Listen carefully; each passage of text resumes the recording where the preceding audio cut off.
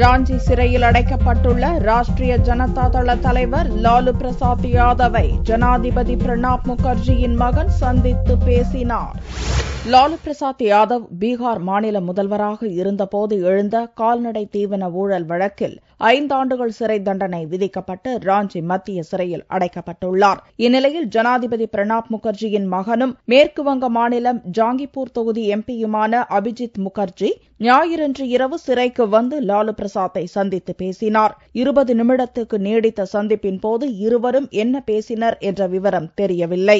மத்தியில் ஆளும் காங்கிரஸ் தலைமையிலான கூட்டணி அரசுக்கு லாலுவின் ராஷ்டிரிய ஜனதா தளம் வெளியிலிருந்து ஆதரவு அளித்து வருகிறது. அதன் காரணமாக மரியாதை நிமித்தமாக லாலுவை அபிஜித் முகர்ஜி சந்தித்து பேசியதாக காங்கிரஸ் வட்டாரங்கள் தெரிவித்தன.